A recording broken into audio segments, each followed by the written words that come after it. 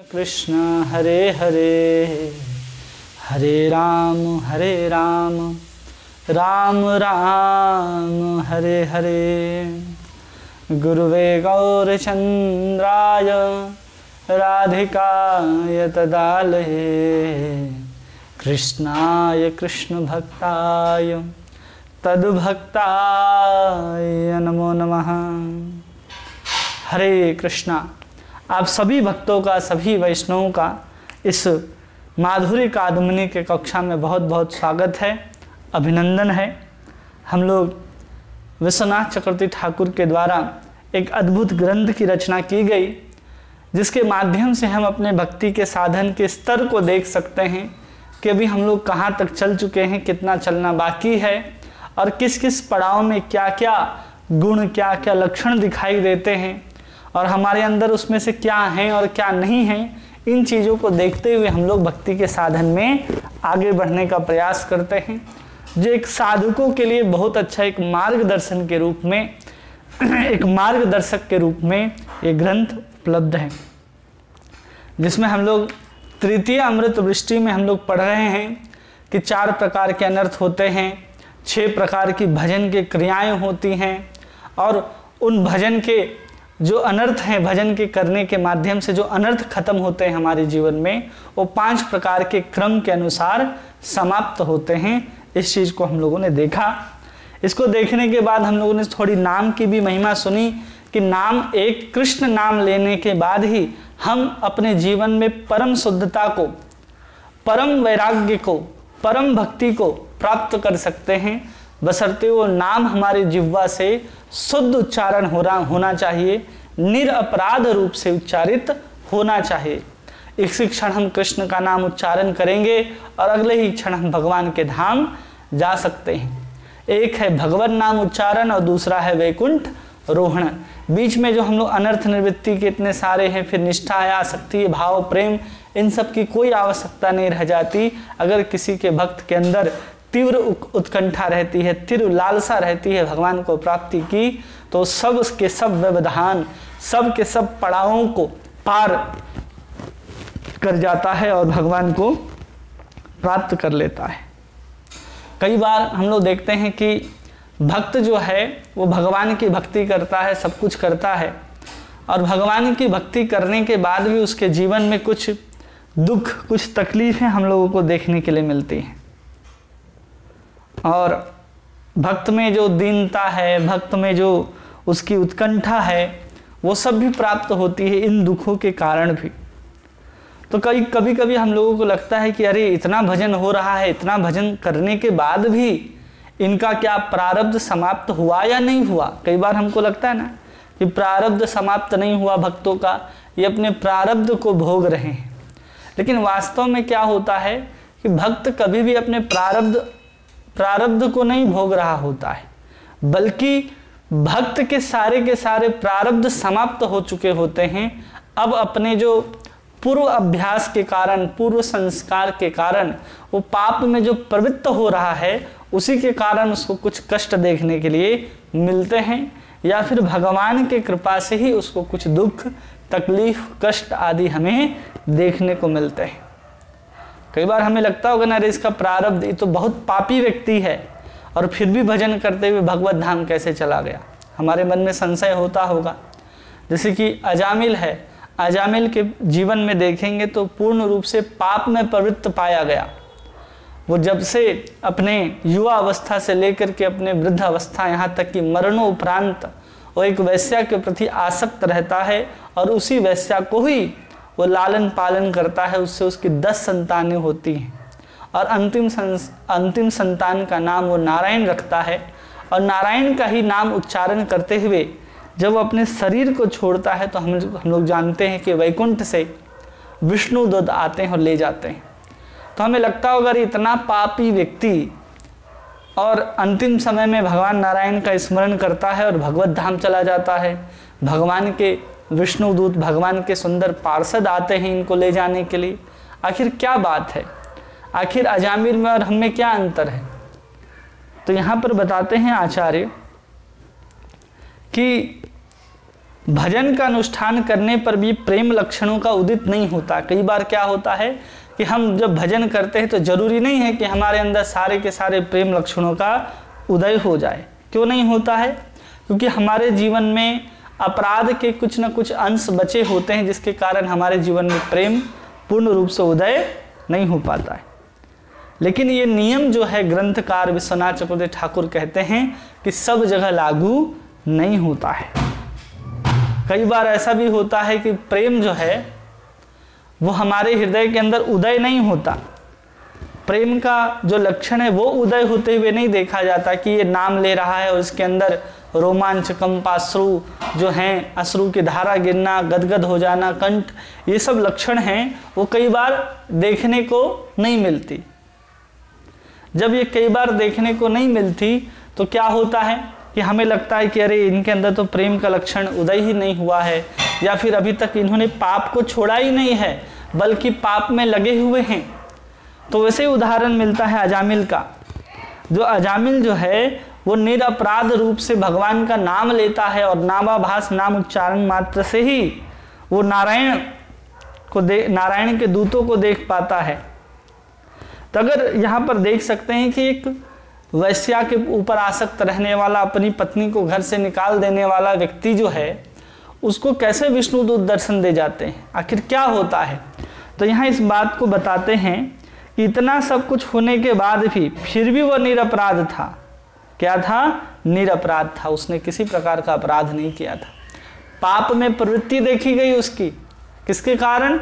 उसके पूर्व संस्कार के कारण वो पाप में प्रवृत्त था।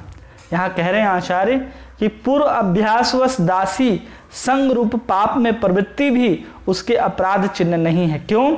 क्योंकि मृत्यु के समय पुत्र के लिए नारायण नाम का उच्चारण मात्र से विष्णुदूत उसकी रक्षा के लिए उसके समीप आए। यही यथार्थ प्रमाण है कि उसके जो पाप हैं वास्तव में वो पाप नहीं माना जाएगा, क्योंकि पाप जो है एक बार नारायण नाम लेने से ही समाप्त हो जाते हैं। उसी प्रकार ये नारायण नाम जो है बिना किसी अपराध के लिया गया था। उसे नहीं पता था कि भगवान के दूत आएंगे हमारे पास, उसको नहीं पता था कि नारायण का नाम जो है इतना महत्वपूर्ण, इतना शक्तिशाली होता है, जिसको हम नारायण को लक्ष्य करके ना भी पुकारे तो हमें नाम जो है वो अपने शुद्ध गति को प्रदान करता है। जैसे एक छोटा सा बालक अग्नि को ना जानता हो कि अग्नि हमें जलाएगी, एक जहर को पीने वाला नहीं जानता हो कि वो जहर जो है हमें मार देगा, एक अमृत को पीने वाला व्यक्ति नहीं जानता कि हम इसको पीने के बाद अमर हो जाएंगे, फिर भी अमृत, आग और विष अपना वैसे ही असर दिखाता है। उसी प्रकार नाम भी है, जब कोई नाम ग्रहण करता है तो ग्रहण करने वाले को नाम जो है अपनी संपूर्ण शक्ति का उदय करता है, अगर व्यक्ति निरपराध हो। अगर अपराधी भी हो तो कोई समस्या नहीं है, वहाँ पर उसके अनर्थ जो है समाप्त होते हों धीरे धीरे भगवान के मार्ग में, भगवान के प्रेम को प्राप्ति के मार्ग में आगे जाता है। अब यहाँ एक उदाहरण देकर के समझा रहे हैं कि जैसे एक फलवान वृक्ष होता है और वृक्ष जो है समय आने पर ही अपने फल को प्रदान करता है, उसी प्रकार भगवान हरि भी अपने निरपराध व्यक्ति के प्रति जो प्रसन्न होने पर समय आने पर फल प्रदान करते हैं। और ऐसा ही हुआ अजामिल के साथ। अजामिल जो था अपने पूर्व अभ्यास के कारण पाप में प्रवृत्ति देखी जाती थी, लेकिन वो पाप की प्रवृत्ति कैसे थी? जैसे एक दंतहीन सर्प होता है, बिना दांत का जो सांप होता है, अगर किसी को दंश दे, काट दे, उसके बाद भी उसको मृत्यु नहीं होगी, किसी प्रकार का कष्ट नहीं होगा।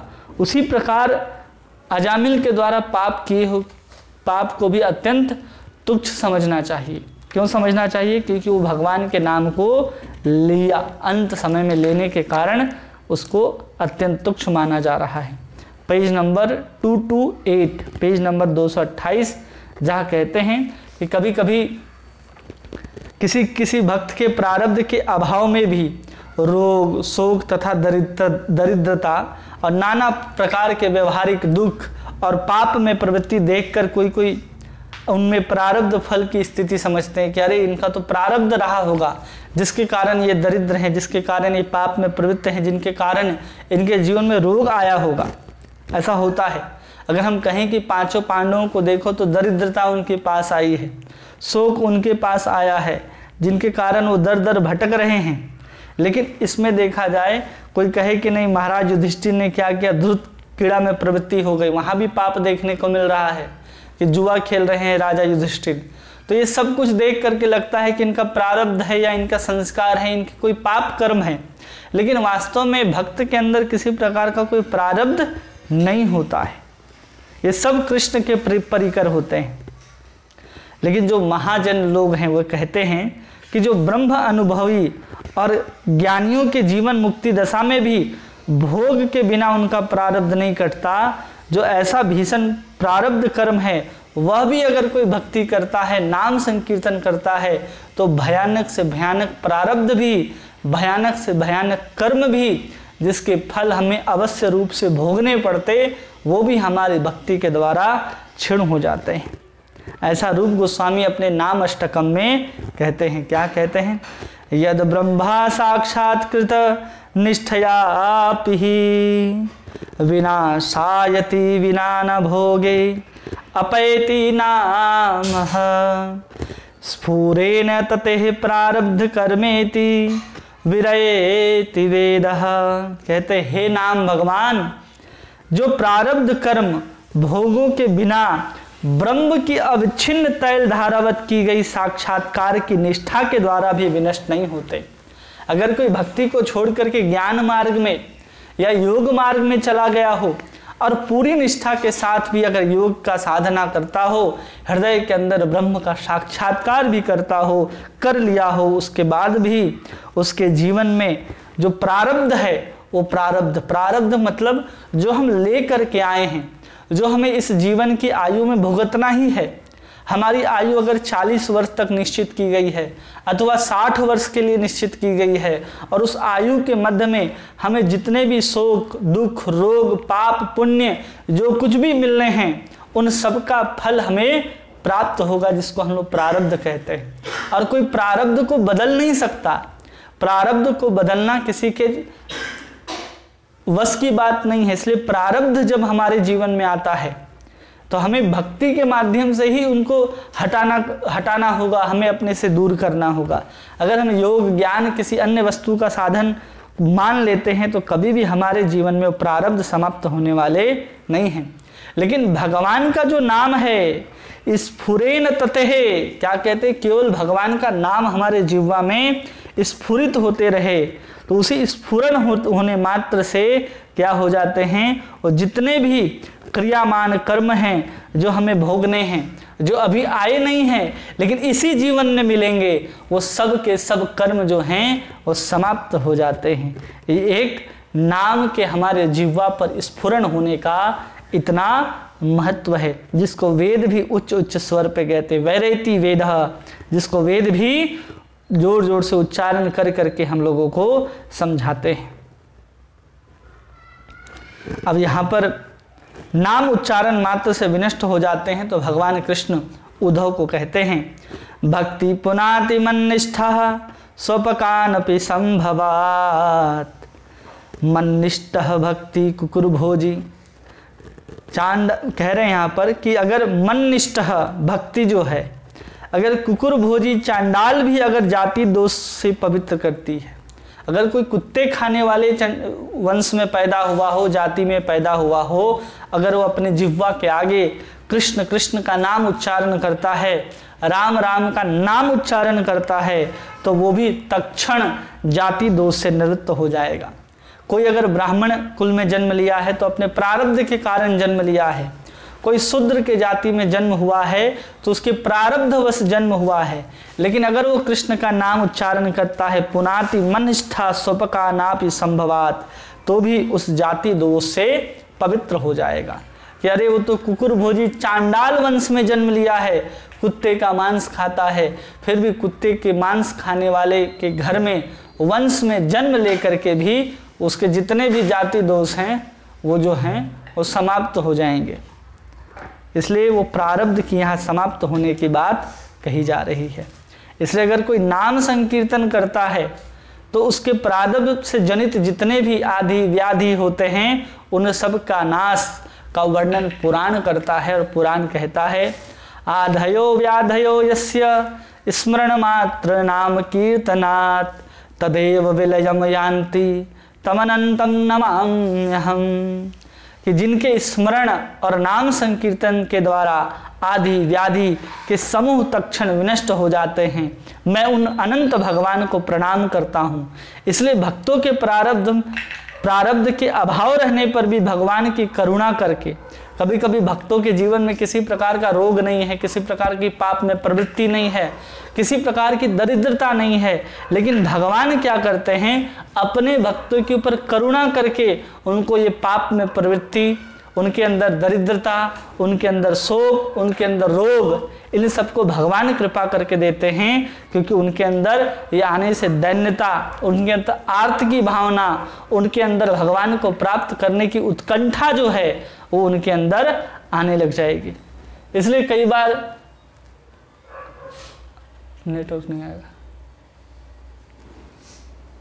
इसलिए आदि व्याधि रोग शोक आदि जो हैं वो भगवान जो है अपने भक्तों को इसलिए देते हैं ताकि वो अत्यंत दीन हो जाए, भगवान के प्रति और निष्ठा के साथ आगे बढ़े और उत्कंठित होकर के आगे बढ़े। इसलिए भागवतम में जब कुंती माता प्रार्थना करती है तो कहती है कि हमको दुखी चाहिए, केवल दुख हमें मिलता है तो दुख के कारण, जो दुख में दुख के अंदर, विपत्ति के अंदर जो प्रेमास्पद छिपा हुआ है वो सहज ही जान पड़ता है कि हाँ हम दुखी हैं तो कृष्ण का नाम उच्चारण करते हैं। हम अत्यंत जब दुखी हो जाते हैं, शोकाकुल हो जाते हैं, दरिद्र हो जाते हैं, सब चीज़ों का अभाव पड़ जाता है हमारे जीवन में, तो हम कृष्ण को ही याद करते हैं। तो कुंती महारानी कहते हैं उस दुख के अंदर हमें भगवान का दर्शन होता है, इसलिए हमें दुख ही चाहिए।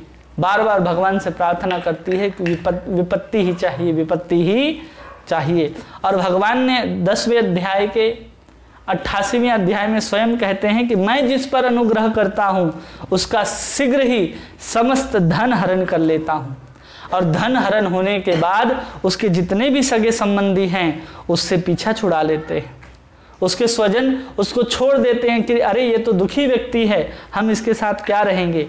तब वो निराश्रय हो जाता है, कोई आश्रय नहीं रह जाते, तो अंत में भगवान के चरण कमलों का आश्रय ग्रहण कर लेता है। और भगवान भी कहते हैं कि निर्धनता रूप महारोग मेरे अनुग्रह का लक्षण है। कोई अगर अत्यंत गरीब है और बहुत भजन करता है फिर भी वो वैसे ही स्थिति में रह रहा है, तो समझना चाहिए उनके ऊपर भगवान की बहुत बड़ी कृपा है। क्योंकि धन के कारण लोग भजन नहीं कर पाते, एक धन का मद, धन का अहंकार उनके ऊपर चढ़ता है, सगे संबंधी भोग विषय उनके चारों तरफ उपस्थित रहते हैं, वो हमेशा भोगों में ही निरत रहता है, जिसके कारण भगवान को याद नहीं कर पाता, तो भगवान उससे धन ही छीन लेते हैं। धन समाप्त होने से उसके स्वजन दूर हो जाते हैं, कोई आश्रय नहीं रह जाता, तो चुपचाप वो भगवान का आश्रय ग्रहण करता है और भगवान की भक्ति करता है। इसलिए भक्तों के कल्याण के लिए ही भगवान कभी कभी स्वेच्छापूर्वक अपने भक्त को दुख, दैन्य इत्यादि प्रदान किया करते हैं। इसलिए भक्त के कर्म फल के अभाव के कारण भी कभी कभी दुख देखा जाता है, जो कभी भी प्रारब्ध के द्वारा नहीं, भगवान की अनुकंपा के द्वारा मिलता है। ये नहीं कह सकते अभी हम लोग इतने सारे अनर्थों को पढ़ करके यहाँ तक पहुँचे हैं, अब इन अनर्थों को हम पढ़ करके समझेंगे अरे उनके पास तो कहा जा रहा था कि केवल साधन भक्ति करने मात्र से क्लेशाग्नि समस्त क्लेश समाप्त हो जाएंगे, लेकिन किसी के भक्त के जीवन में क्लेश ही क्लेश देखने के लिए मिल रहा है, वो अत्यंत दुखी, अत्यंत दरिद्र, अत्यंत पाप में प्रवृत्त देखा जा रहा है। तो ऐसा नहीं समझना चाहिए कि वो भजन में आगे नहीं बढ़ा है। जब हम किसी को शास्त्र के आधार पर देखने का प्रयास करें तो शास्त्र में अनुग्रह भी देखा जाता है। पापी से पापी व्यक्ति अगर अपने आप को पापी समझे तो भगवान के धाम जाना और भगवान की भक्ति करना बहुत सहज है। हम इतने सारे प्रारब्ध अनर्थों को पढ़ करके हम लोगों को लगता होगा अरे हमारे जीवन में इतने सारे अनर्थ हैं और सब के सब लक्षण हमारे भीतर दिखाई दे रहे हैं, तो क्या हमारा जीवन में उद्धार लगेगा? इस जीवन में हम इस जीवन में उस पार लगेंगे? हाँ, हम सब उस पार लगेंगे, क्योंकि भगवान के नाम संकीर्तन में, नाम कीर्तन में इतनी शक्ति है। कोई निरंतर नाम का जप करता रहे तो आराम से वो भगवत धाम जा सकता है। इसलिए ये सब पढ़ करके घबराने की आवश्यकता नहीं है कि अरे हमारे जीवन में इतने सारे अनर्थ दिख रहे हैं, जो हम लोग पढ़ रहे हैं सबका वहाँ यहाँ पर वर्णन आ रहा है, तो हमें लगता होगा कि हम लोग भगवान को प्राप्त करेंगे या नहीं करेंगे। इसलिए हम लोगों को अपने जीवन में हमेशा क्या करना है, कृष्ण का नाम लेते रहना है, लेते रहना है, उच्चारण करते रहना है, करते रहना है, करते रहना है, कभी उसको छोड़ना नहीं है। अगर हम लोग ऐसा करेंगे तो हम लोग निश्चित रूप से भगवान को प्राप्त कर पाएंगे और आराम से भगवान की भक्ति कर पाएंगे। हमारे अंदर सिर्फ एक ही वस्तु होनी चाहिए कि हम कृष्ण के नाम को ग्रहण करें। कृष्ण के नाम को लेना बहुत सहज है। कलयुग में केवल कृष्ण का नाम ही हमारे लिए आधार है, केवल नाम ही, भगवत नाम ही हमारे लिए आधार है। इसलिए नाम को लेना भी बहुत सहज है। चैतन्य महाप्रभु दोनों हाथ उठा करके आजान बाहु होकर के सबको कहते हैं हरि बोल, हरि बोल, हरे हरि बोल।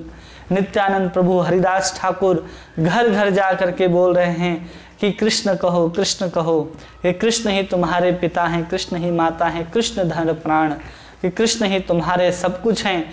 कृष्ण के साथ जब हम अपने आप आत्मीयता का संबंध जोड़ लेते हैं तो कृष्ण हमसे दूर नहीं रह पाते। हमारे अनर्थों को नहीं देखते फिर कृष्ण कि अरे इसके पास तो इतने अनर्थ बचे हैं, हम इसके पास कैसे जाएंगे। वो फिर अनर्थ नहीं देखते। जब हम अपने पिता से संबंध होता है, हमारी माता से, अपने पति से, बच्चों से संबंध होता है, तो हम ये नहीं देखते कि हमारे पिता के अंदर क्या दोष है या पिता हमारे अंदर दोष नहीं देखते। अरे छोटा बच्चा है, इसे वस्तु देनी चाहिए, नहीं देनी चाहिए, गोद में उठाना चाहिए, नहीं उठाना चाहिए। अरे आप पढ़ते हो, नहीं पढ़ते हो, आप पढ़ाई में कितने कमज़ोर हो, ये अपने कोई पिता अपने पुत्र के अंदर नहीं देखता। उसी प्रकार जब हम भगवान से अपनी आत्मीयता का संबंध जोड़ लेते हैं तो अब भगवान भी आपके अंदर के अनर्थ को देखने वाले नहीं हैं। भगवान अनर्थ को देखे बिना आपको अपना सकते हैं। इसलिए इस अनर्थों को पढ़ करके ऐसा नहीं लगना चाहिए कि अरे भगवान हमसे बहुत दूर हैं। भगवान हमारे पास हैं, बस हमें भगवान के साथ अपने संबंध को जोड़ना है और भगवान को प्राप्त करना है। इस तरह से हम लोगों का तृतीय अमृत वृष्टि जो है यहाँ पर पूर्ण होता है। और आचार्य यहाँ पर कहते हैं कि तृतीय अमृत वृष्टि पीयूष वर्णी टीका जो है यहाँ पर समाप्त होती है। आज हम लोग चतुर्थ अमृत वृष्टि को देखेंगे। सब कोई पेज नंबर निकाल ले, अगर जिनके पास ये ग्रंथ है तो पेज नंबर है 231, 231 पेज नंबर से हम लोग फिर से आज आरंभ करेंगे, जिसमें बहुत सुंदर तरीके से समझाया जाएगा कि निष्ठा क्या होती है। हम लोगों ने क्या क्या देखा अब तक? हम लोगों ने देखा श्रद्धा क्या होती है, श्रद्धा के बाद साधु संग क्या होता है, भजन क्रिया क्या होती है, और भजन क्रिया करते करते कैसे अनर्थों से हम बाहर निकलते हैं। तो हमने भजन के माध्यम से अनर्थों को समाप्त कर दिया। ठीक है, अब यहाँ पर हम लोगों को प्रश्न होगा कि हम लोगों ने जो भजन क्रिया देखी उसमें दो प्रकार की भजन क्रिया आप लोग पढ़ रहे थे। क्या हम लोग पढ़ रहे थे? सबको याद अगर होगा तो एक निष्ठिता भजन क्रिया हम लोगों ने पढ़ी थी और एक अनिष्ठिता भजन क्रिया हम लोगों ने पढ़ी। तो हम लोगों ने अनिष्ठिता भजन क्रिया के ही अंतर्गत हम लोगों ने 6 प्रकार के भजन को देखा था, जिसमें उत्साहमयी भजन अनिष्ठिता भजन के अंदर पढ़ा था हम लोगों ने, जिसमें उत्साहमयी भजन था, विषय सारंगता थी, तारंग रंगणी थी, ये सब जो चंचलताएं हम लोग देख रहे थे। 6 प्रकार के जो भजन थे वो हम लोगों ने अनिष्ठिता भजन के अंतर्गत देखा था। और वही अनिष्ठिता भजन को करते करते हम अनर्थों को समाप्त करते हैं। और उन्हीं अनर्थों को समाप्त करने के 5 प्रकार के क्रम को हम लोगों ने देखा कि एक देश वर्तनी है, बहुदेश वर्तनी है, प्रायिकी है, या फिर आंत्यांतिक निवृत्ति हो जाती है। ये सब 5 क्रमों को हम लोगों ने देखा। तो ये जब हम लोग देख रहे थे तो ये किसके अंतर्गत हम लोग देख रहे थे? ये सबको स्मरण होना चाहिए कि हम लोग अनिष्ठिता भजन क्रिया के अंतर्गत देख रहे थे। ये सब अनिष्ठिता है कि हमारी निष्ठा अभी तक भजन में नहीं आई है, और जैसे ही हमारे अंदर जो निष्ठिता है वो आ जाती है तो अनिष्ठिता की कोई बात ही नहीं रह जाती। हमारे जीवन में हम ऐसा अगर सोचेंगे कि हम निष्ठा भजन को करेंगे तो ही हमारे जीवन से अनर्थ जाएगी, ऐसा नहीं है। आप अगर अपराध जनित नाम भी ग्रहण करते हैं, अपराध सहित नाम भी ग्रहण करते हैं, उसी नाम को ग्रहण करते करते करते करते एक दिन आप पुण्य को प्राप्त कर लेंगे और सारे अनर्थ जो हैं आपके समाप्त हो जाएंगे।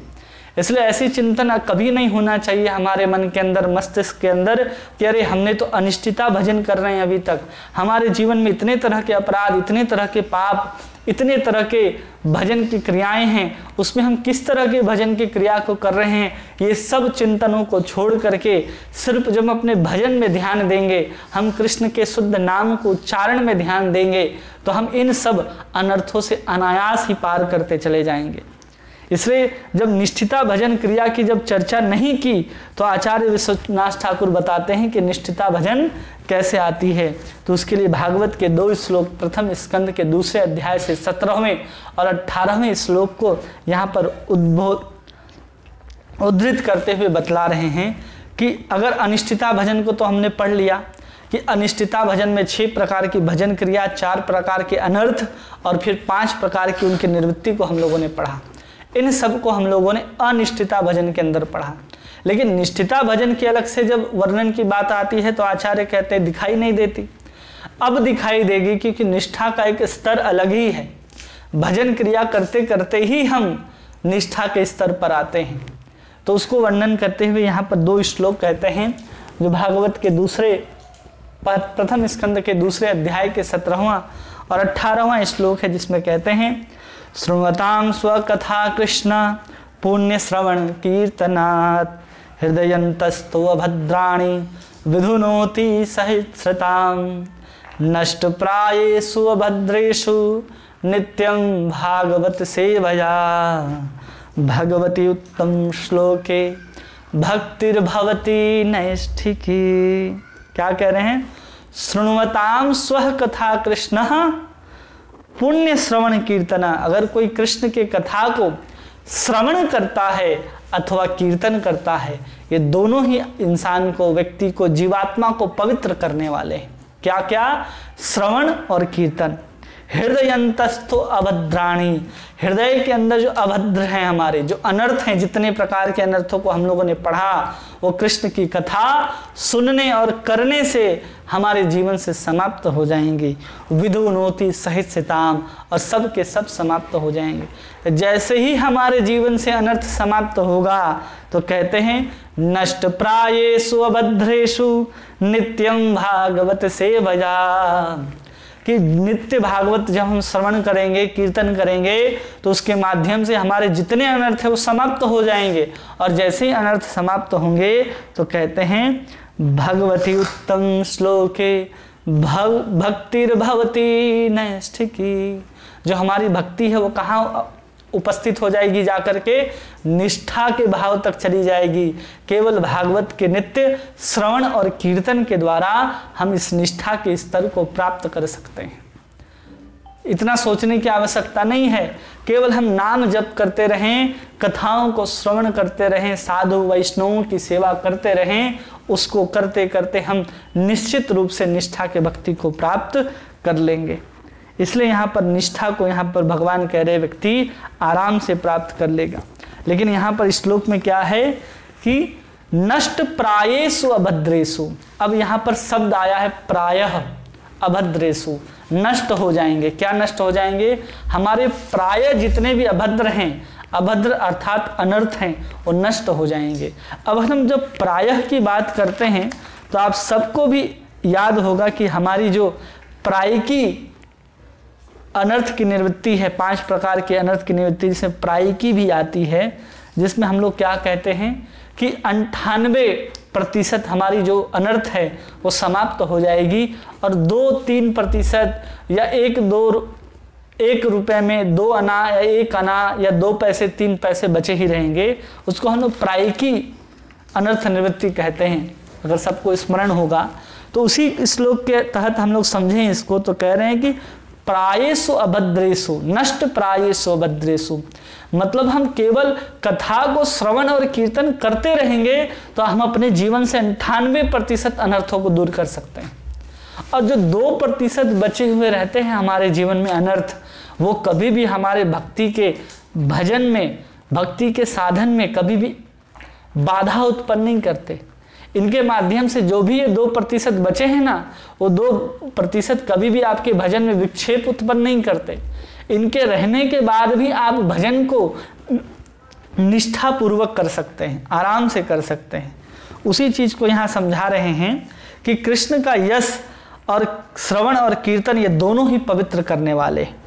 इस वचन से अनिष्ठिता भजन क्रिया की बात कही गई है कि केवल हम अनिष्ठिता भजन कि कभी मन लग रहा है कभी नहीं लग रहा है, लेकिन फिर भी हम लगातार हर एक दिन बिना एक दिन छोड़े हुए अगर कृष्ण का नाम लेते हैं, नित्य संख्या पूर्वक अगर हम नाम ग्रहण करते हैं, उसी संख्या पूर्वक नाम ग्रहण करने के माध्यम से और नित्य भागवत के अध्ययन, भागवत के श्रवण, भागवत के कीर्तन, लीलाओं को, कथाओं को श्रवण और कीर्तन के माध्यम से हम अपने जीवन में इन अनर्थों को नष्ट कर सकते हैं। ऐसा नहीं है कि हम निष्ठापूर्वक ही कृष्ण का नाम जप करें। अरे आप निष्ठापूर्वक नाम जप कर रहे हैं मतलब आपको अब रुचि आ गई, आप उस निष्ठा के स्तर पर हैं। आप अपराध सहित भी अगर श्रवण कीर्तन करते रहते हैं तो भी आप धीरे धीरे इन जितने भी अनर्थ हैं उन अनर्थों को कैसे समाप्त होगा ये हम लोगों ने पढ़ा। कौन कौन से अनर्थ कब कब समाप्त होंगे ये भी हमने पढ़ा। तो इस केवल और केवल श्रवण और कीर्तन के माध्यम से ही समाप्त हो जाएंगे। इसलिए यहाँ पर हृदयंतस्थो भद्राणी हमारे जीवन के अनर्थ की समाप्ति की बात कही जा रही है। और अनिष्ठिता भजन के पश्चात ही हमारे जीवन में अनर्थ की निवृत्ति होती है। अगर हम निष्ठिता भजन को कर ही रहे हैं तो हमारे जीवन में अनर्थ थे ही नहीं, इसलिए हम सीधा निष्ठा भक्ति को करने लग जाते हैं। लेकिन हमारे जीवन में बहुत प्रकार के अनर्थ हम लोगों ने देखा, सुकृति जात, दुष्कृति जात, भक्ति से उत्पन्न, अपराध से उत्पन्न, इन सब अनर्थों को देखा। इसलिए हमारी भक्ति अभी तक निष्ठा पर उपस्थित नहीं हुई। इसके कारण अभी तक हमारी जो भक्ति है निष्ठा के स्तर पर जैसे चलनी चाहिए वैसी नहीं चलती है। क्यों नहीं चलती है? क्योंकि हम जो अभी भक्ति कर रहे हैं वो अनिष्ठिता भक्ति ही कर रहे हैं। जैसे ही अनिष्ठिता भक्ति समाप्त होगी, अनर्थ समाप्त होंगे, हम तुरंत क्या प्राप्त कर लेंगे? भक्तिर्भवति नैष्ठिकी, कि हम निष्ठा वाली भक्ति को प्राप्त कर लेंगे। इसलिए यहाँ पर जो भजन क्रिया की बात हुई, अब तक जो हम लोगों ने भजन क्रिया को पढ़ रहे थे वो सारी की सारी भजन क्रिया अनिष्ठिता थी, अपराध जनक थी, अपराध युक्त थी, जिसकी हम लोग बात कर रहे हैं। और अनर्थ निवृत्ति के बाद ही हम निष्ठा के स्तर पर पहुँच जाते हैं। इसलिए अब हम लोग अब इस निष्ठा के स्तर को समझने का प्रयास करेंगे, जिसमें रूप गोस्वामी कहते हैं कि अनर्थ निवृत्ति के बाद ही निष्ठा का वर्णन किया गया है और अनर्थ निवृत्ति के पश्चात ही निष्ठिता भजन क्रिया का वर्णन सुसंगत है। अब यहाँ पर निष्ठिता भक्ति का वर्णन किया जाएगा।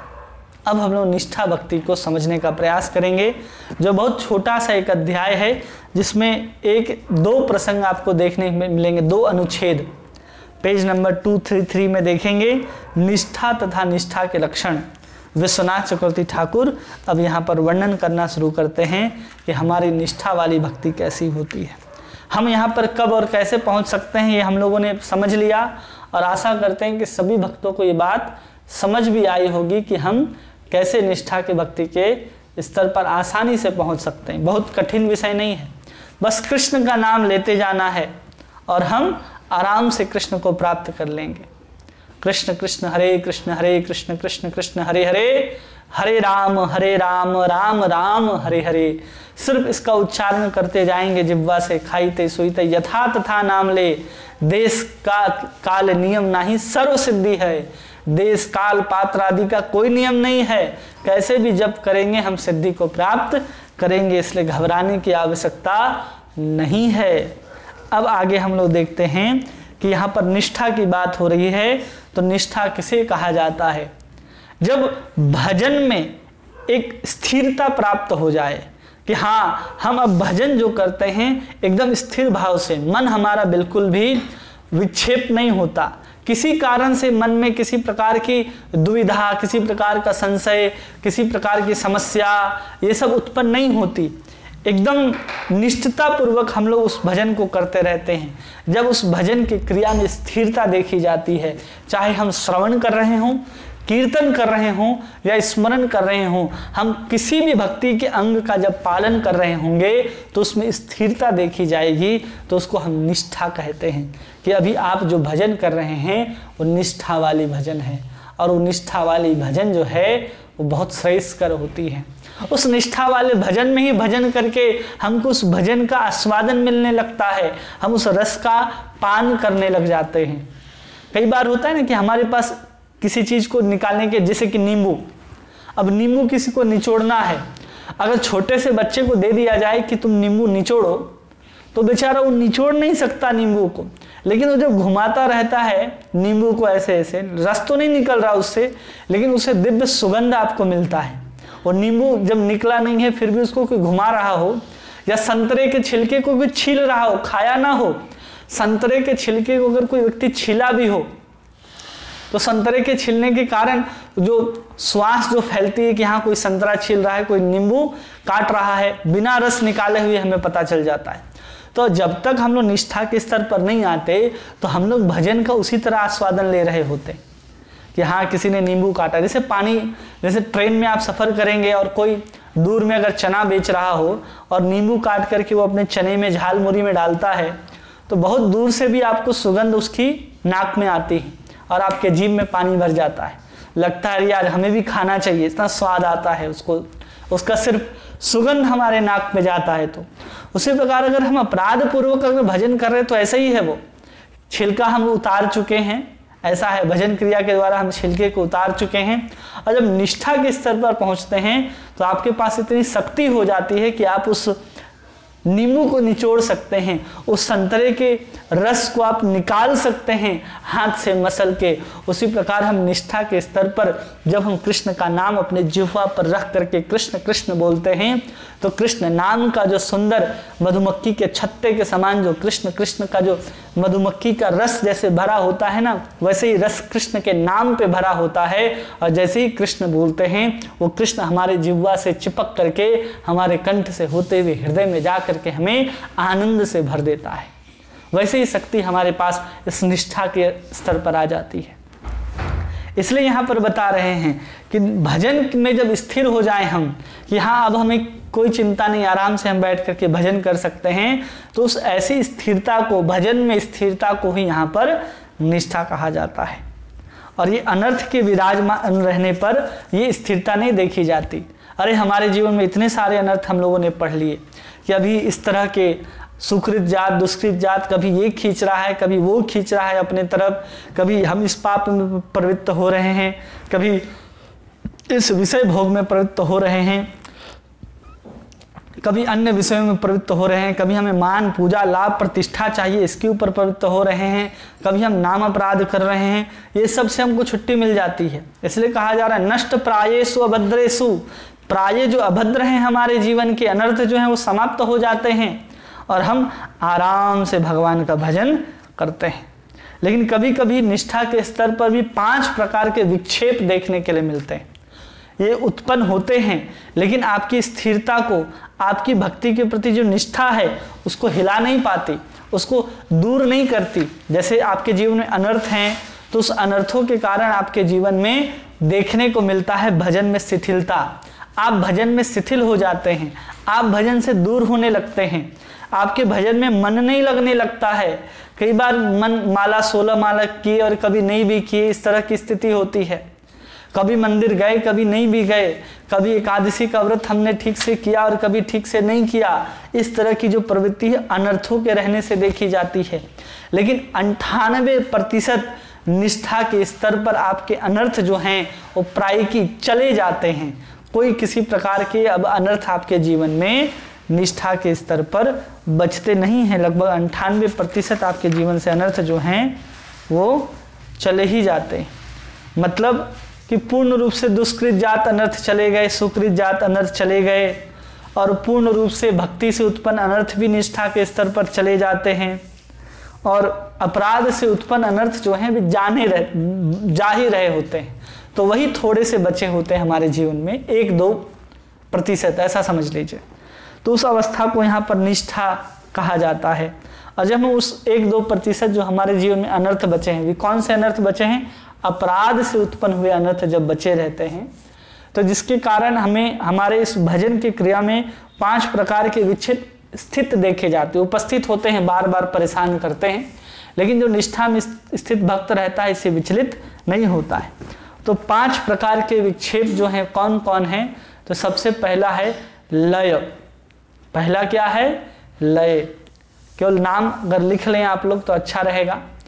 पहला है लय, दूसरा है विक्षेप, तीसरा है अप्रतिपत्ति, चौथा है कसाय और पांचवा है रसास्वादन। ये 5 प्रकार के विक्षेप हम लोग देखने को मिलती है निष्ठा की अवस्था में। लेकिन हमेशा याद रखना चाहिए कि ये जो 5 प्रकार के विक्षेप हैं वो कभी भी व्यक्ति को भजन से हिला नहीं पाते, भजन में बाधा के रूप में उपस्थित नहीं हो पाते कि तुम्हारा भजन ही अब शिथिल हो जाएगा, ऐसा नहीं करता। ये अबाधक रूप में रहते हैं, बाधा कभी भी उत्पन्न नहीं करते। इसलिए मत सोचिए कि अरे निष्ठा के स्तर पर भी कुछ बाधाएं हैं, लेकिन ये दूर हो जाती हैं। ये बहुत बड़ा विषय नहीं है कि हम निष्ठा के स्तर पर हैं तो ये हमें परेशान करे।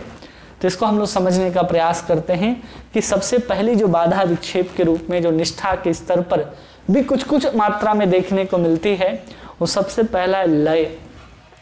कई बार हम लोग श्रवण कर रहे हैं, कीर्तन कर रहे हैं, और श्रवण कीर्तन करते हैं तो हमें श्रवण करते हुए नींद आने लगता है, कभी माला जप करते हुए नींद आने लगता है, कभी हम भगवान के लीलाओं का स्मरण करते हैं तो नींद आने लगता है।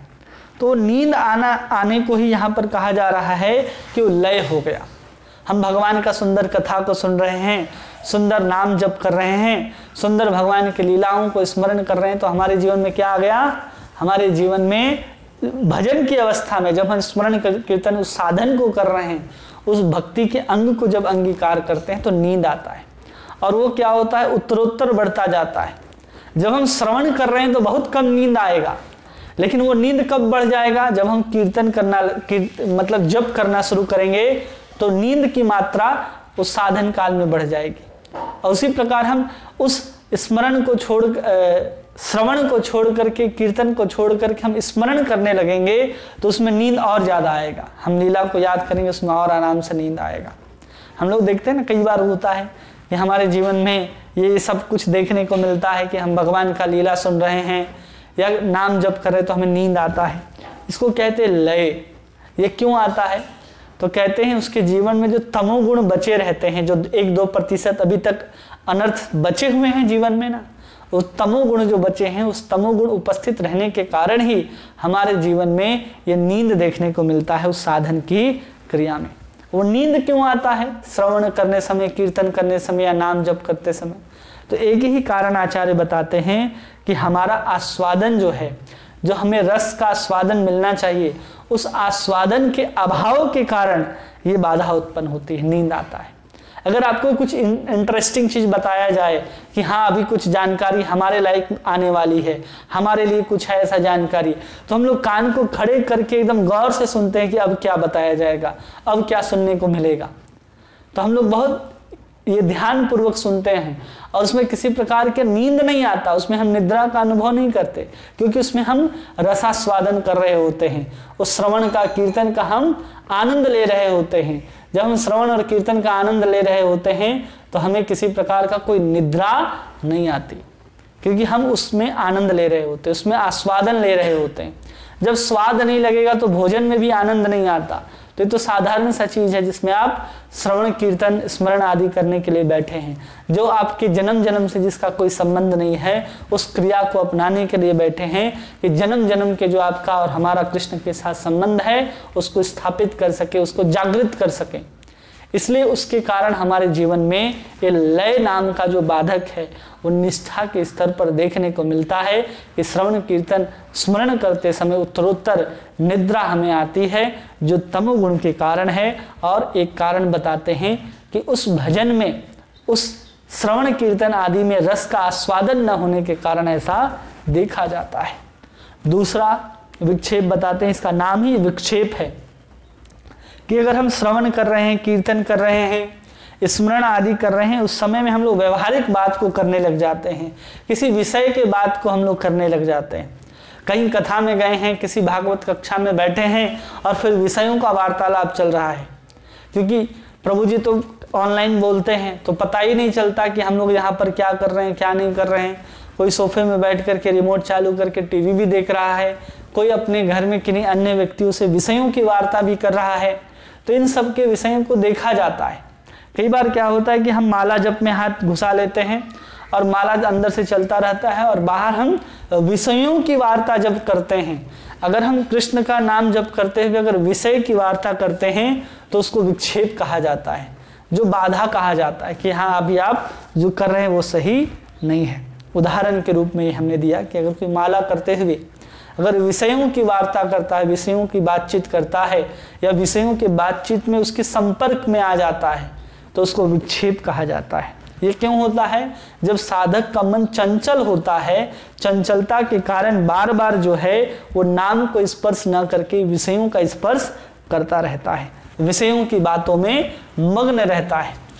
इसलिए कई बार हम लोग ऐसा ही जप करते हैं। कई बार हमें जप करते समय या कीर्तन करते समय या स्मरण करते समय हम कई बार कृष्ण का स्मरण करने का प्रयास करते हैं, कई बार हम कृष्ण के लीलाओं का चिंतन करने का प्रयास करते हैं, लेकिन क्या होता है, लेकिन बार बार उन लीलाओं के स्थल पर विषयों का चिंतन, संसार का चिंतन ही आ जाता है, न चाहते हुए भी आ जाता है।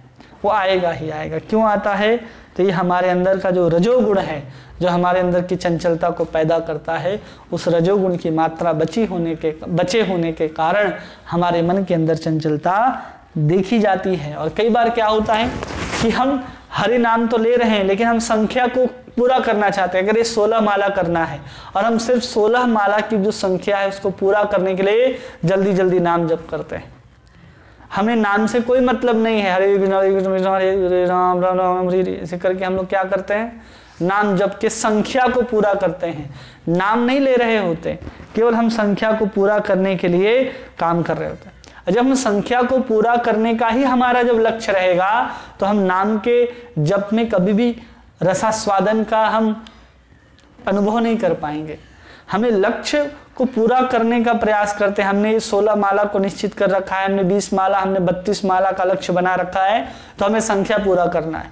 अरे संख्या पूरा करने के चक्कर में आपका जो कृष्ण के नाम के प्रति जो आनंद है, जो स्वाद है, वो कभी आप अनुभव नहीं कर सकते कि हमें सिर्फ संख्या की पूर्ति करनी है। संख्या पूर्ति यहाँ महत्व नहीं है। आप भगवान कृष्ण के नाम को कितना श्रेष्ठता के साथ, मधुरता के साथ, मन लगा करके, हृदय के साथ, एक विकलता के साथ जब ग्रहण करते हैं तब जाकर के एक नाम का महत्व होता है। कोई 64 माला नाम को ग्रहण करे और कोई व्यक्ति एक बार कृष्ण को पुकार दे, जैसे वो गजेंद्र एक ही बार नारायण को पुकारता है, नारायण सब कुछ छोड़ करके पहुंच जाते हैं कहाँ, उसको बचाने के लिए। द्रौपदी एक ही बार पुकारती है और पहुंच जाते हैं बचाने के लिए। सबको एक ही बार पुकार रहा है, वहां गिद्ध एक ही बार पुकारता है, जटायु एक ही बार पुकारता है, राम हनुमान जी एक ही बार बोल करके लंका पर विजय प्राप्त कर लेते हैं। कौन बार बार नाम को पुकारा? खट्वांग राजा, जो घड़ी से भी कम समय था, एक घड़ी से भी कम समय में उन्होंने भगवत प्राप्ति कर ली। 9वें स्कंद में खट्वांग राजा की कथा आती है। कितना समय लगा उनको भगवत प्राप्ति करने में? क्यों? क्योंकि उनकी लक्ष्य क्या था? कृष्ण को कैसे उच्चारण करना है, कृष्ण को कैसे पुकारना है।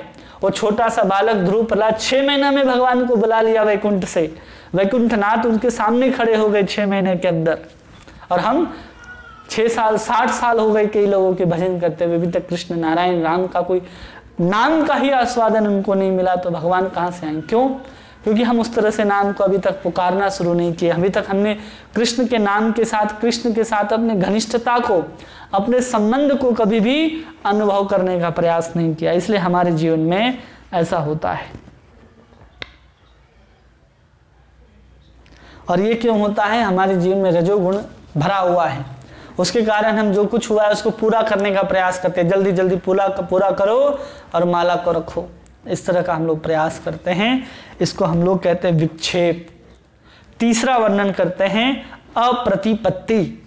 अप्रतिपत्ति जो विक्षेप आता है निष्ठा के स्तर पर, वो कैसा होता है कि लय और विक्षेप न होते हुए भी, कई बार हमारा लय भी नहीं है, हम नाम करते हुए, स्मरण करते हुए, कीर्तन करते हुए किसी प्रकार का हमें कोई निद्रा नहीं आती, किसी प्रकार का विक्षेप भी नहीं होता कि हम नाम जप करते समय या कथा सुनते समय हम विषयों की वार्ता कर रहे हैं। ये लय और विक्षेप दोनों से हम निवृत्त हैं।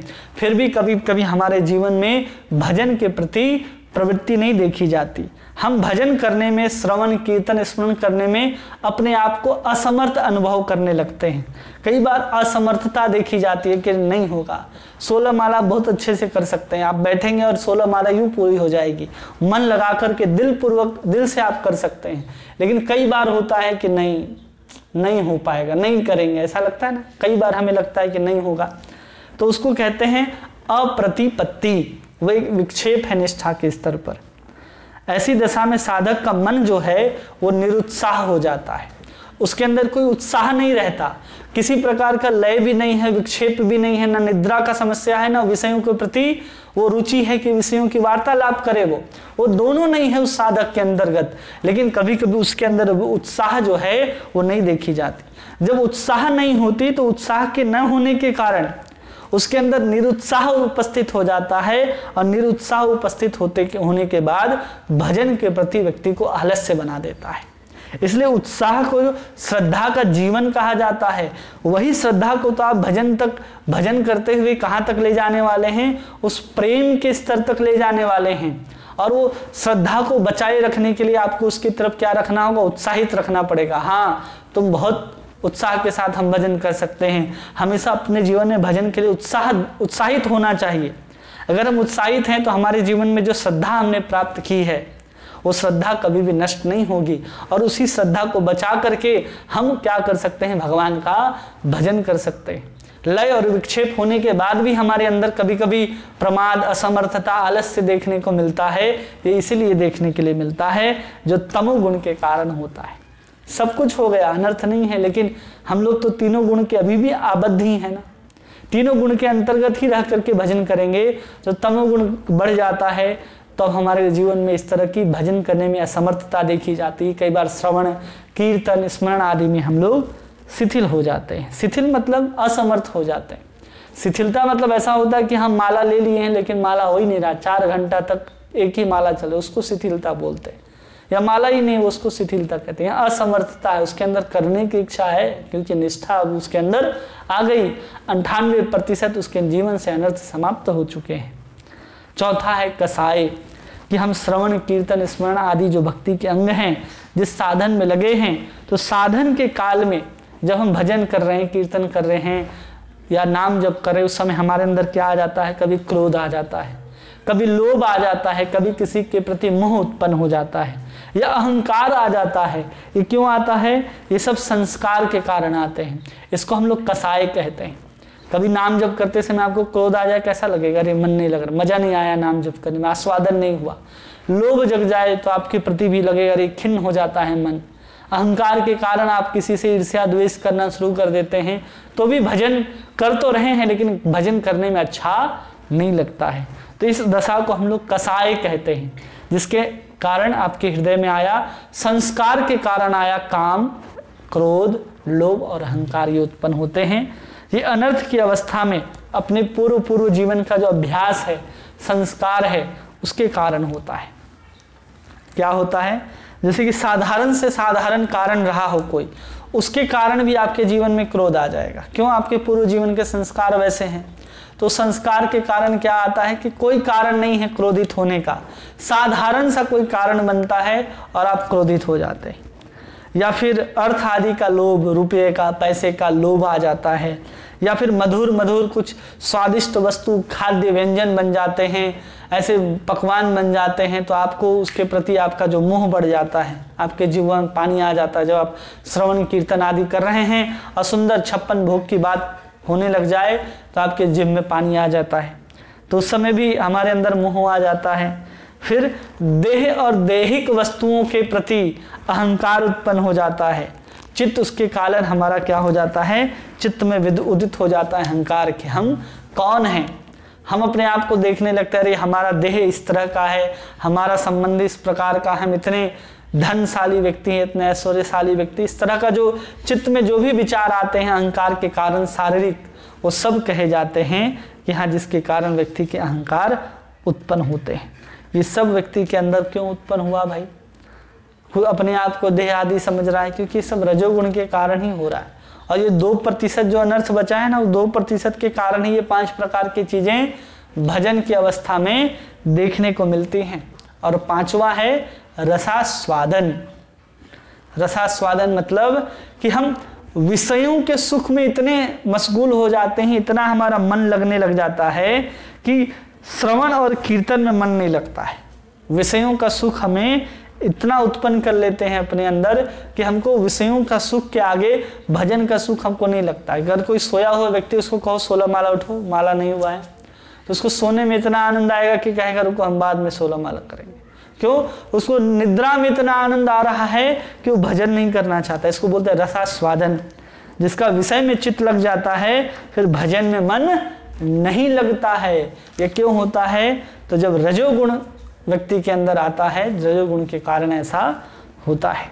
और ये सब जो हैं, जो हम लोगों ने पढ़ा, ये भजन में बाधक नहीं है, इसको समझ जाइए।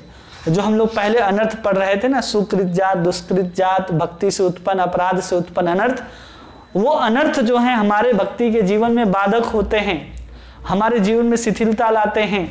लेकिन ये सब जो हैं, जो अनर्थ जो हम लोग पढ़ रहे हैं, ये अनर्थ निवृत्ति के बाद रजोगुण और तमोगुण का जो अस्तित्व थोड़ा बहुत बचा रहता है, हमारे हृदय में आते जाते रहते हैं, उसके कारण ये सब देखा जाता है कि लय हो रहा है, विक्षेप हो रहा है, रसास्वादन कर रहे हैं, कसाय की अवस्था आ रही है, ये जिसके इसके कारण होता है।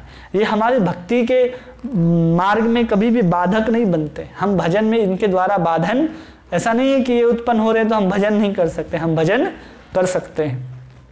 केवल सिर्फ ये सब अनुभव करते हैं हम कि अरे मन नहीं लग रहा है, विषयों के प्रति हम चित्त को लगाने लग गए हैं, या फिर हमारा मन नहीं लग रहा है, हमारे अंदर काम क्रोध आ रहे हैं, लेकिन उसके बाद भी आप भजन में एक स्थिरता को हासिल कर सकते हैं।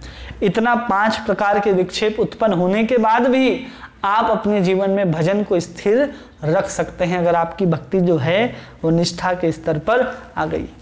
इसलिए 5 प्रकार के जो हम लोगों ने चीज़ों को पढ़ा, लय, विक्षेप, अप्रतिपत्ति या फिर कसाय, रसास्वादन, ये हमारे हृदय में रहेंगे ना तो भी हमारे जीवन में किसी प्रकार का बाधा नहीं उत्पन्न करेंगे कि हम श्रवण में, कीर्तन में, श्रवण में हम बाधा उत्पन्न करें।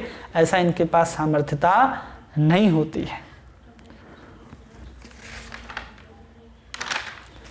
तो ये हम लोगों ने समझ लिया कि किस प्रकार की निष्ठा होती है।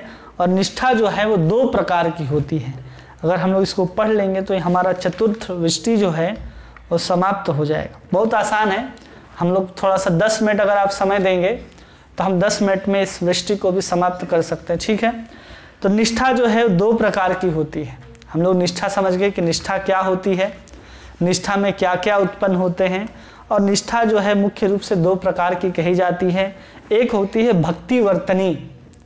भक्ति वर्तनी मतलब, वर्तनी मतलब होता है करना, मतलब कि हम करते हैं, भक्ति के संबंधित जिन जिन कार्यों को करते हैं उसको हम लोग भक्ति वर्तनी कहते हैं, या फिर इसको साक्षात भक्ति विषयनी कहते हैं। ऐसा समझ लीजिए, इसको भक्ति विषयनी कहते हैं निष्ठा। वैसी निष्ठा जो भक्ति के विषय से संबंधित हो, उसको, उस निष्ठा को हम लोग निष्ठा कहते हैं। कौन सी निष्ठा कहते हैं? भक्ति विषयनी निष्ठा कहते हैं। ये 3 प्रकार की होंगी। कैसे होंगी? क्योंकि भक्ति से संबंधित कोई कार्य को हम लोग 3 प्रकार से पूरा करते हैं, मन से, वचन से और क्रम से। 3 प्रकार से हम लोग पूरा करेंगे। इसलिए जो साक्षात भक्ति विषयनी जो वर्तनी जो होगी वो किस प्रकार की होगी? 3 प्रकार की होगी, मन, वचन और क्रम। मतलब इसके शब्द से ही समझ सकते हैं कि ये क्रिया क्या बताती है, ये शब्द क्या कह रहा है कि वो सब क्रियाएं जो भक्ति से सीधे संबंधित हैं और जिसे मन, क्रम और वचन से पूरा किया जाता है, उस निष्ठा को हम लोग भक्ति वर्तनी निष्ठा कहते हैं, या फिर साक्षात भक्ति विषयनी कहते हैं, जो मन, कर्म और वचन के द्वारा किए जाते हैं। जिसमें सर्वप्रथम शरीर के द्वारा जो भी हम लोग भक्ति की क्रिया करते हैं उसको समझते हैं। केवल उदाहरण से हम लोग समझ जाएंगे, इसमें बहुत लंबा समझने की आवश्यकता नहीं है, क्योंकि ये सब विषय जो हैं भक्ति रसामृत सिंधु में बहुत विस्तार से बताए गए हैं और समझाए गए हैं। सबसे पहले है कि भागवत का श्रवण किसके द्वारा करते हैं? कान के द्वारा करते हैं। यह हमारा शरीर का अंग हुआ तो कान के द्वारा करते हैं। तुलसी का चयन, तुलसी का रोपण, तुलसी का पोषण ये शरीर के द्वारा करते हैं। भगवान के द्वारा सुंदर माला का ग्रंथन, सुंदर माला का हार बना करके भगवान को निवेदित करना, ये अपने शरीर के द्वारा करते हैं। भगवान को अर्चन करना, आरती दिखाना, ये शरीर के द्वारा करते हैं। और फिर परिक्रमा करना, भगवान के विग्रह की परिक्रमा या धाम की परिक्रमा करना, मंदिर का मार्जन करना, ये सब जो है क्रिया के द्वारा, अपने शरीर के द्वारा किए जाते हैं। और ये सब भक्ति के अंग हैं, ये सब कुछ देखे जाते हैं। ऐसी निष्ठा किसी किसी में देखी जाती है। प्रत्येक दिन ये जो भी क्रियाएं यहाँ कही जा रही हैं, या तो तुलसी का चयन, तुलसी का सेवन, तुलसी को पोषण, या फिर भागवत का श्रवण हो, या माला का ग्रंथन हो, या परिक्रमा हो, या मंदिर का मार्जन हो, ये स्थिरता, इसमें स्थिरता होनी चाहिए। ऐसा नहीं कि आज हम परिक्रमा करेंगे और कल नहीं करेंगे। क्यों भाई, आज एकादशी थी तो आज हमारा मन हुआ कि आज हम परिक्रमा कर लेते हैं, तो ऐसा नहीं होता। रोज परिक्रमा करेंगे तो ही निष्ठा कही जाएगी।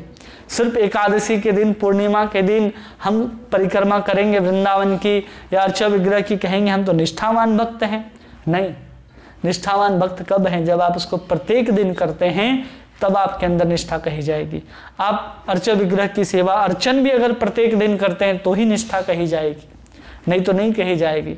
ऐसा नहीं कि हम धाम वृंदावन जाते हैं तो परिक्रमा करते हैं, लेकिन 5 दिन अगर हम वृंदावन में हैं तो एक ही दिन परिक्रमा लगाएंगे, बाकी 4 दिन हम बरसाने की लगाएंगे, बाकी एक दिन वृंदावन, मथुरा, गोवर्धन, ऐसे अलग अलग स्थानों की परिक्रमा लगाते हैं। लेकिन कई लोग भक्त क्या करते हैं कि 5 दिन में एक दिन परिक्रमा लगाएंगे, बोलेंगे हम वृंदावन गए और वृंदावन की परिक्रमा लगाएं, 4 दिन हम वृंदावन बिहारी जी का दर्शन किए और 4 दिन हमने वहां की लस्सी पी, कचौड़ी खाई और वापस आ गए घर। बाकी 4 दिन भी आपको परिक्रमा लगानी थी।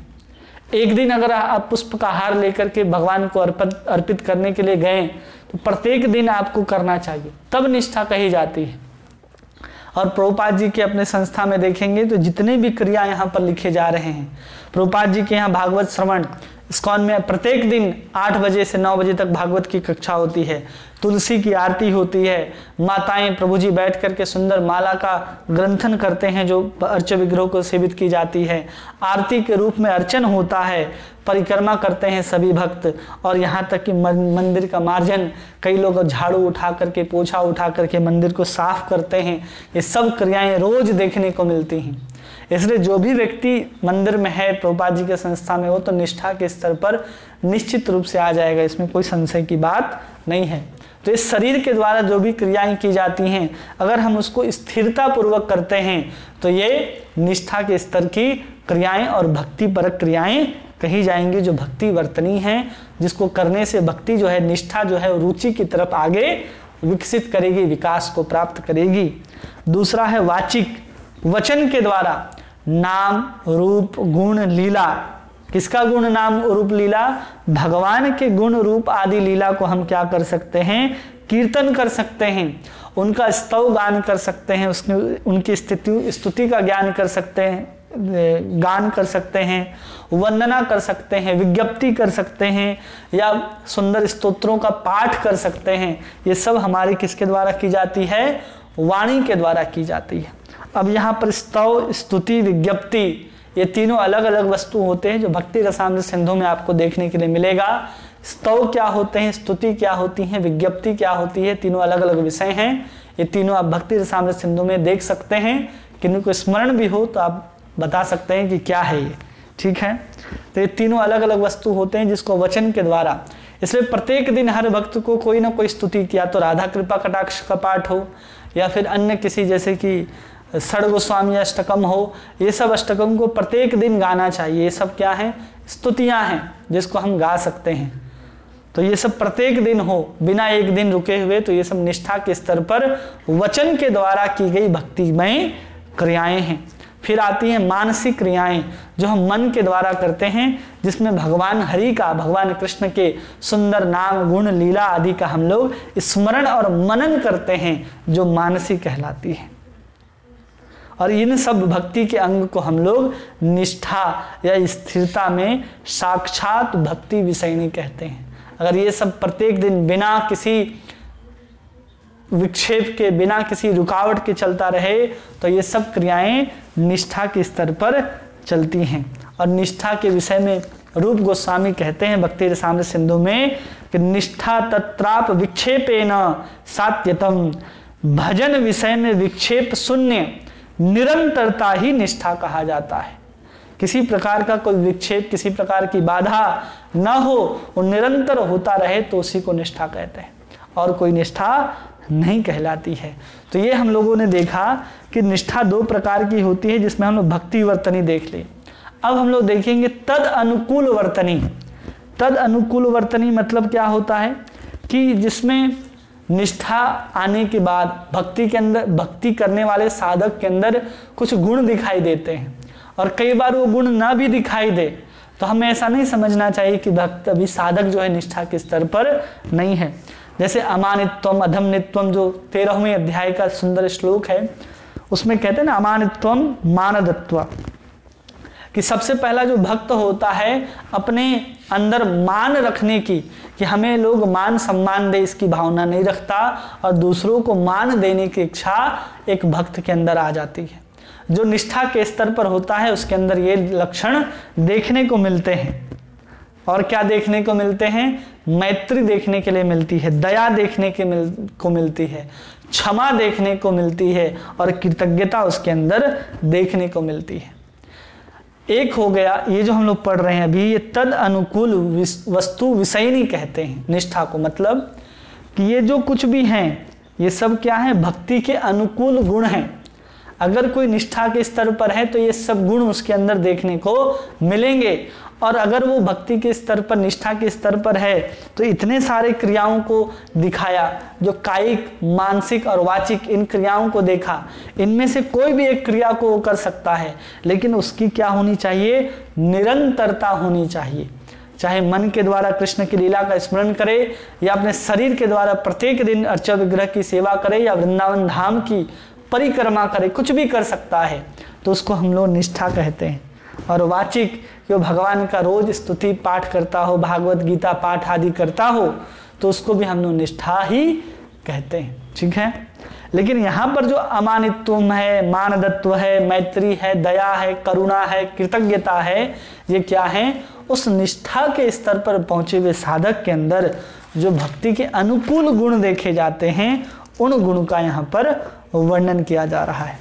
क्यों किया जा रहा है? तो यहाँ पर आचार्य बताते हैं कि जो अमानित्व है, अमानित्व और किसी के अंदर मानदत्व है कि हम दूसरे को मान देंगे और खुद मान की इच्छा नहीं रखेंगे, तो उस अवस्था में क्या होता है? उसके अंदर जो दैन्यता है वो परिपुष्ट होती है, उसके अंदर वो दैन्यता जो है वो बढ़ती चली जाती है, वो और विनम्र होते चला जाता है।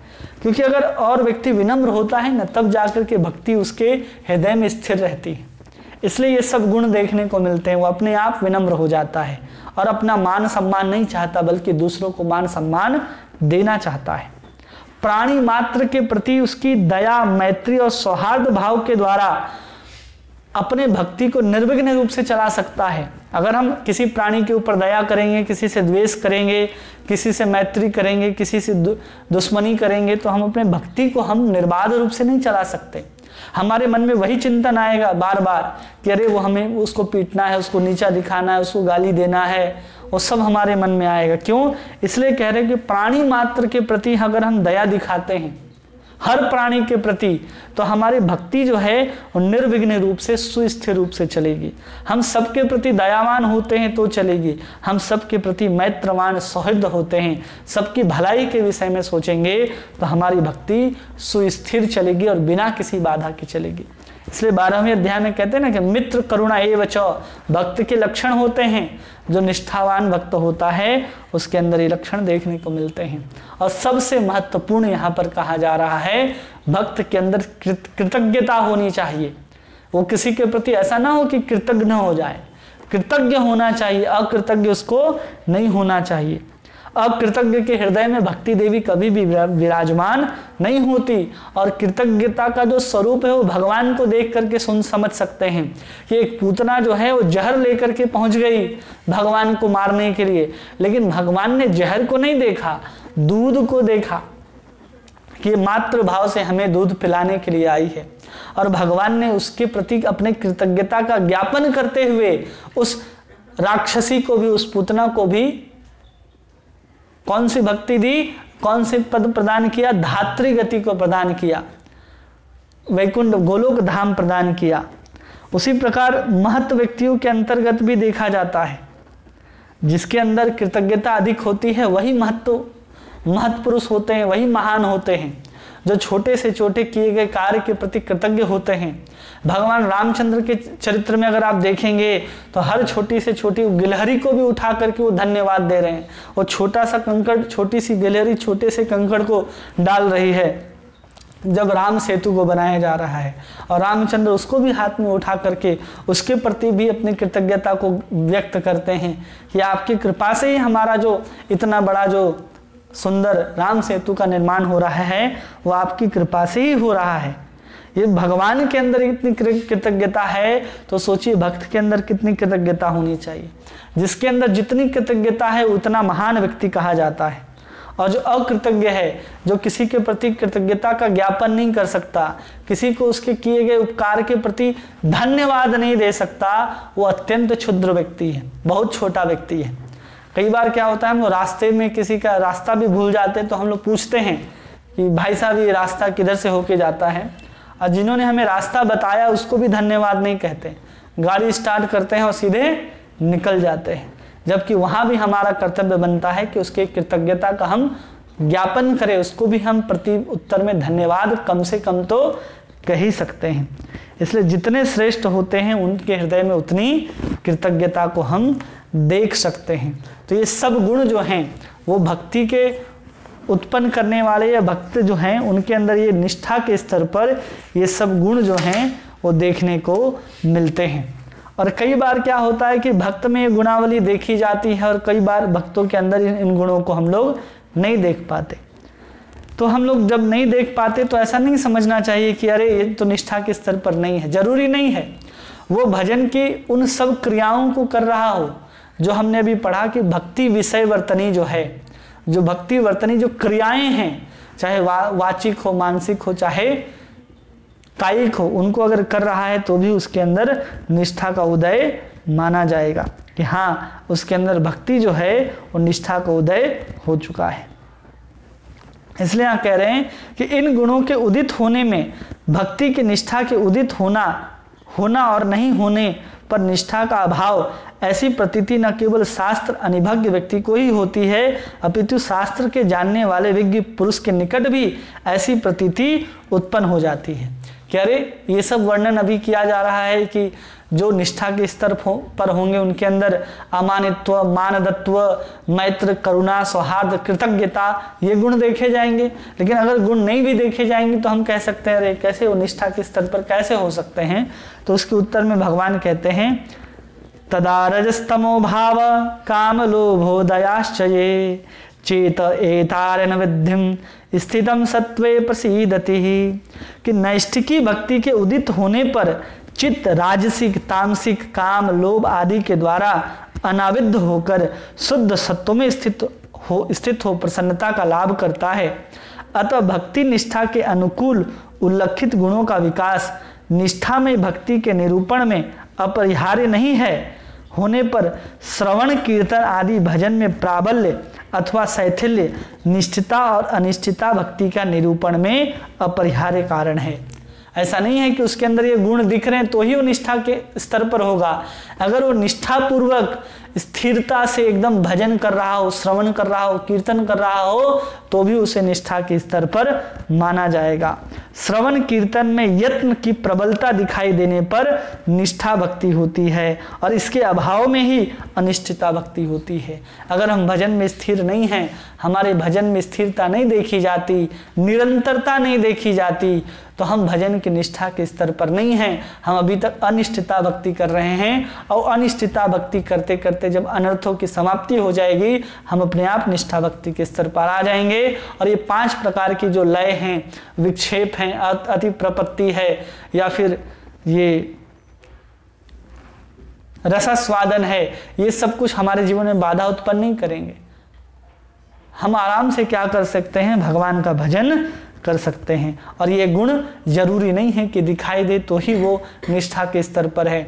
भजन की प्राबल्यता देखनी पड़ेगी, भजन के ऊपर इसकी स्थिरता देखनी पड़ेगी, भजन के प्रति साधक की निरंतरता देखेंगे कि हाँ निरंतर वो 16 माला का जप, रोज परिक्रमा, रोज भगवान की सेवा, रोज अर्चन, रोज भगवान की स्तुति सुनाना, रोज भगवान की लीलाओं का स्मरण करना रोज करता है, बिना किसी बाधा विघ्न के करता है, बिना किसी परेशानी के करता है, तो भक्त जो है वो निष्ठा के स्तर पर स्थित है, ऐसा समझना चाहिए। इस प्रकार हम लोग का चतुर्थ अमृत वृष्टि भी है वो समाप्त हुआ।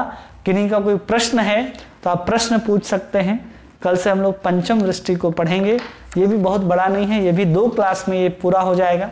और सबसे बड़ा फिर से अष्टम वृष्टि हम लोग हैं जो सबसे बड़ा होगा। तो ज़्यादा समय नहीं लगेगा इस ग्रंथ को पूरा करने में। उम्मीद करते हैं कि आप लोगों को आनंद भी आ रहा होगा और वस्तुएं जो हैं, विषय वस्तु हैं, वो समझ में भी आ रही होंगी और अपने जीवन में उसको हम लोग अनुभव भी कर रहे होंगे। किन्हीं का कोई प्रश्न है जो आप पूछना चाहते हैं तो पूछ सकते हैं।